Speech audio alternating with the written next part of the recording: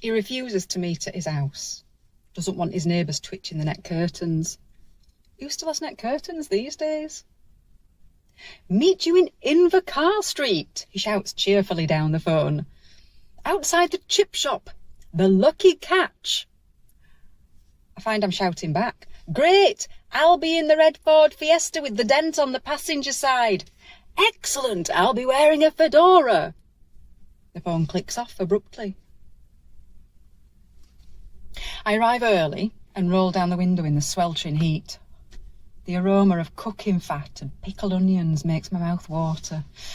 But I glance at the lemon tree freshener and say, no, Louise, you don't want the car reeking when you have a new client. I fix my makeup and catch sight of a tall man in a straw hat approaching in the rearview mirror. He leans in through the window, doffing his hat.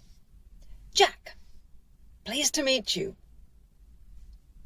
He seems elderly, but I mustn't judge. He gives me a broad, eager smile, watery blue eyes and teeth with a life of their own. I suggest driving somewhere quiet before we begin, and he crumples into the passenger seat, letting out a long, peppermint-scented sigh as he struggles with the seatbelt. We head for the old industrial estate up Felton Hill and swap places. Jack produces a pair of brown leather gloves. Arthritis. My hands get cold. He grips the steering wheel and turns the ignition on. My sandals hover over the dual control pedals.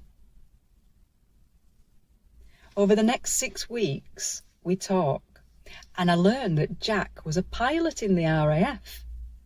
We jolt and stall and skid around town.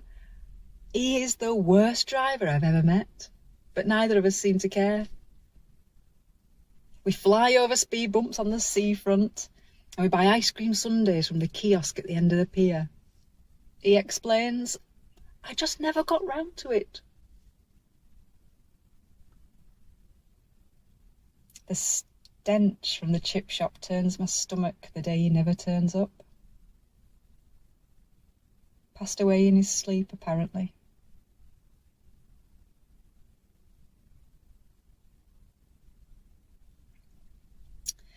Yesterday, as I was cleaning out the car,